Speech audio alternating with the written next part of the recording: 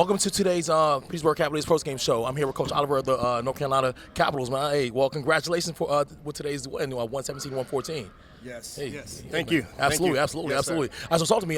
So what was the strategy for today? Like, what was today's game plan? Coming in playing the Petersburg Cavaliers, knowing that the leading scorer, Elijah Moore, was coming up on 1,000 points. Like, talk to me about that a little Right. bit. Well, we studied Elijah Okay. Moore. We studied those guys from Petersburg. And number one, let me say Petersburg, it's a great team led by a great owner and a great head coach in Kyle Dixon. Great team, first-class team as well. Absolutely. But, one thing that I told my guys, and of course we have a young group, is that, we were going to have to defend man-to-man and create rhythm and pace Absolutely. with this team. And then also defensively, of course, when Elijah touched the ball, to double him up. Absolutely. And make him make a decision and not just make shots on us. Absolutely. And so that was kind of the game plan, in defending him, but also understanding that you guys had shooters, you had slashers, you had athletic players as well. So mostly with our guys, the conversation was about effort. Right. Effort, things that I can't teach. It came down to them having heart, playing with effort, having active hands in the paint, and just taking care of the ball. So. Absolutely. Okay, I like that. So now talk to me, though. You talked about playing man-to-man, especially when it comes to Elijah touching the ball, make sure we're doubling down on Elijah, right? But there was a couple of times where you guys went into a zone. Tell me about the thought process behind that. Why did we do that, and what made you guys shift that thought process and I guess that strategy? Well, number one, because of the athletic wings that you guys had that were playing above the rim and slashing very hard and playing physical. Absolutely. Petersburg were, those guys were a lot bigger than us. And typically I would say even athletic. Okay. And so we wanted to kind of, compact the interior at times while defending the exterior as well. I mean, the perimeter as well.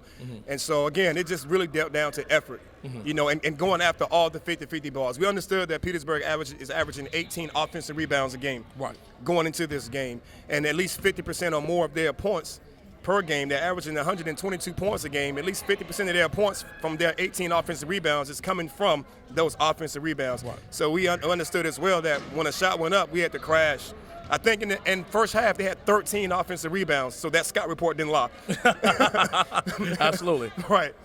Yes, sir. So. Okay, I guess so. Well, I'll tell you what, Coach Oliver, as a former player, right, and as a fan now, right, I enjoy when we play you guys, right? So it's always a good game, always competitive. But real quick, tell me the difference between, I guess, this year's team and last year's team in terms of, when we played each other, and what are you guys looking to do moving forward when you see us again? I told the guys, it's a great question. When you guys have seen us even the past two seasons, since our first inaugural season, 2021, we were always up and down, high energy, full court press, primary transition offense, et cetera. We ran and we kept a lot of noise on the sideline. It was that type of team.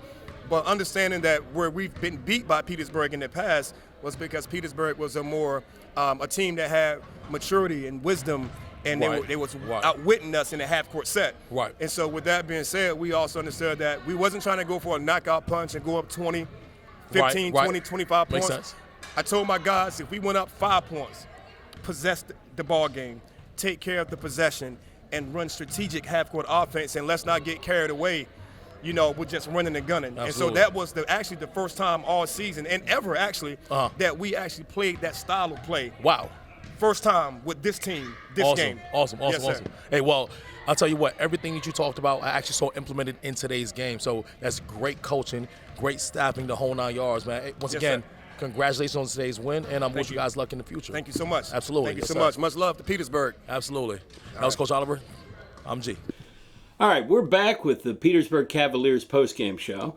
We've caught up with Kyle Dixon in the studio a couple days after the game. Yeah. Coach, you've recovered? Yeah, I think I'm doing well now. Yeah. Okay. It was a little tough. Well, let's break into some things on the game, but first and foremost, Elijah Moore, 1,000 points in a career. What's it take to get to that? Elijah Moore and giving him the basketball. No, I think it's a huge stepping stone. It's a great benchmark, especially for our organization being being a part of the initial fabric of the organization, and him being one of those cornerstone players. We had to do something special, and I'm glad that we were able to team with LNN so that we were able to obtain that wonderful trophy that looked like a NCAA the championship. That trophy's huge, man. Now, one of the big things is when you look at the Cavaliers, Okay. we've been in the league Yes. for 8 years. Yes. Okay. Now, Elijah has not been on the Cavaliers for 8 years, so this 1,000 points didn't come over in an 8-year span. It came over rather short time. Right. He started with the team in 2018. Matter of fact, he was a part of the team that we had our worst season ever. He was a part of that team, and what we learned from that team is that we had to get specific players to follow our system, and we had to get everybody to get the buy-in. So that's why in 2019, 2020 COVID year, but 2021, 2022, we were able to build and build and build until we were able to obtain our goal of winning a championship. Okay. So, Coach, let's get into the game. sure. Unfortunately for the Cavaliers, it's rare territory. Yeah. It's back-to-back losses, and the first home loss, I would say, in 3 seasons at home. Yes, first home loss in 3 seasons. Yep. Pretty tough loss to take, obviously, for multiple reasons. Now, fans got to realize it's early in the season. Wow, it's a loss. Yeah. It's not a season-ending loss, but it's a pride loss. Well, Talk to us a little bit about that. I wouldn't even say it's a pride loss. Every loss that anybody obtains should be looked at as a learning opportunity.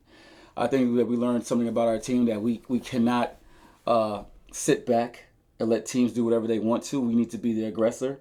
We need to take control of the game. We need to take care of our basketball and make sure that we're making the right decision and taking smart shots. And I think in this game we learned that we didn't do those things and we weren't successful in those things. And it was a great learning experience. And when we have practice tonight, I'll make sure that we get better. Well, and if you look at this team compared to last year's team. Okay. Last year's team had the ability and the chemistry to almost make a run when they needed it. Right. This team seems to be one that has to take advantage of those opportunities when they do come up. Mm-hmm. It seemed like in that game, when those key run opportunities came up, there were also a lot of turnovers at the same time. Well, so what was happening overall, and what do you see in the team with that? First of all, I agree with you as far as the comparison to last year's team and how they were able to step up when we were faced with a little bit of adversity. I think this team has that ability too. We're just still learning each other. It was a great deal of turnover from last year. This team, as far as the players are concerned. So when you lose some of those cornerstone players, Still got Walter overseas. We still got some key people out. He should be back in about 3 or 4 weeks. So that's going to be a change. But then we have to get back in the rhythm with him. And Tavon was out of this game this week as well. Yeah, he had big force in the middle. Yeah, family vacation that he had to do. Yeah. So missing those 2 pieces, we saw. But I think that again, I'm a big proponent on you have to go to war with the people that you have to go to war with. Who's not there. Yeah, it sucks, but at the same time, we still got to tighten up our bootstraps and get the job done. And we had what we needed to get the job done, but we missed some free throws, even though we only missed 5. I think we were 30 for 35. We only missed probably our best free throw shooting. You were shooting 82% on the night, and while we're on that topic, Yeah. Nelson, 15 for 16 from the line. See, it's like with Nelson. Where did that magic come from? The thing about Nelson is like it's good and bad. Like the good thing is he went 15 for 16 from the line, right? But he takes those 2 3-pointers at the last play of the game. I appreciate his courage to take those shots. However, we have people that actually that's Designed. like their thing. Yeah, that's their thing to do. Like we should have probably called the timeout after he missed the first one. Fine, they didn't call a timeout. And let's set up something. Come back. Yeah, I didn't have time to call timeout. He got the rebound, shot it again so quick. I was like, okay. But Nelson also Yeah. was one of your 2-point leaders. He pulled down 23 points, or dropped down 23 points. Elijah, 23 points on the night. Right. Another factor I think that was a little different in this game from most we've seen was the rebound opponents versus the Cavaliers.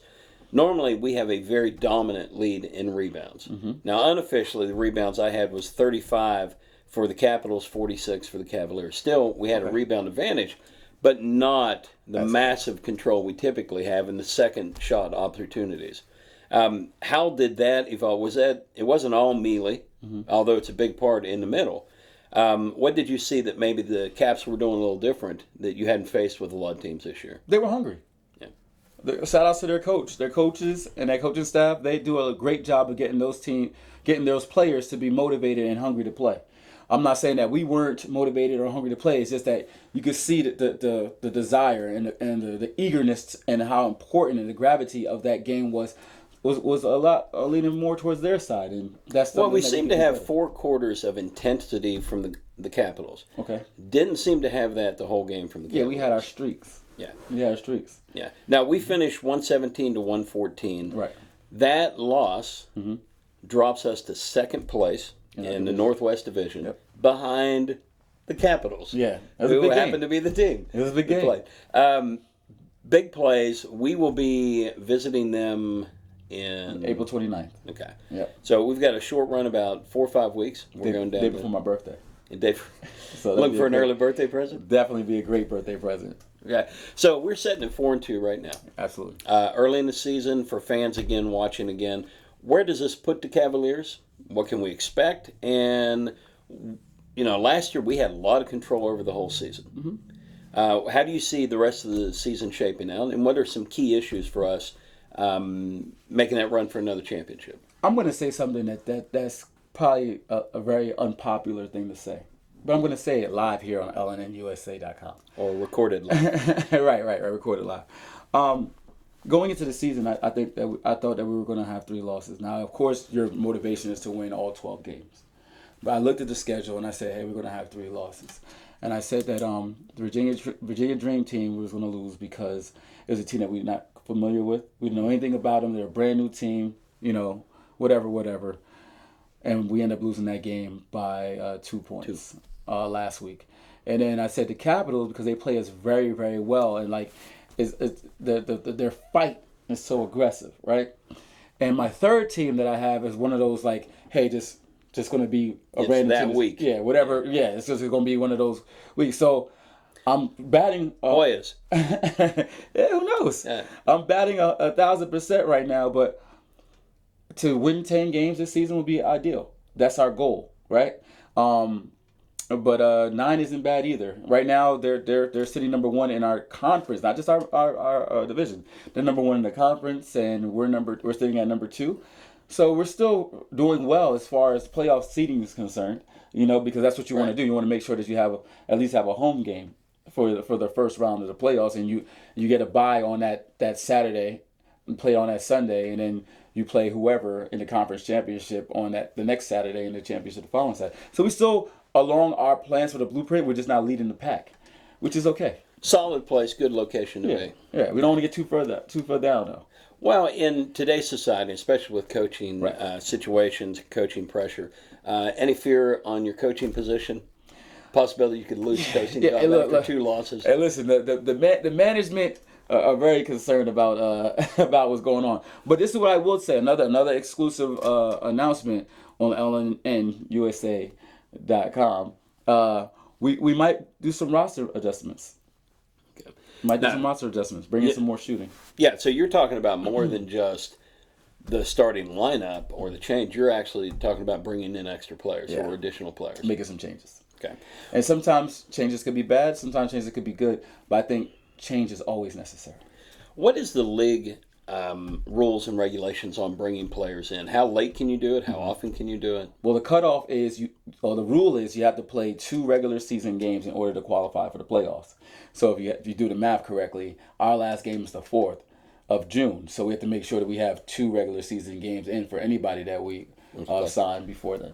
So Okay. yeah. All right, Coach. Up next, we are on the road again, Yes, and we're heading where? we're going to go to Rocky Mountain, North Carolina, where we're going to face the Chosen Lions, who just won 3 in a row. Yeah. We defeated soundly, but they have hit a streak here recently in winning, so that's going to be a challenging game for us. They picked up a couple of players. They picked up this one guy, this pretty awesome kid. I think that he is in the right situation. They give him a lot of freedom to do what he like to do, and he's really on a good tear right now. About 38 points a game right now he's averaging for those 3 games that he played so far. It's a pretty good run. Yeah, and ever since he's been there, they've been winning. So I like that. I like the fact that it's going to be a challenge, and I think that it's going to make it for a good basketball game this Sunday. Absolutely. Don't like Sunday games though. Got to work Monday, long trips. Not my thing. I think you'll be okay. I think so. It's only an hour and a half. We'll be all right. All right, for the Cavalier postgame show and LNN USA, that'll wrap it up. We'll catch you next home game to give you a follow-up on the Cavaliers and where we stand from there. Hey, DeMarcus, we'll see you in a couple of weeks, buddy.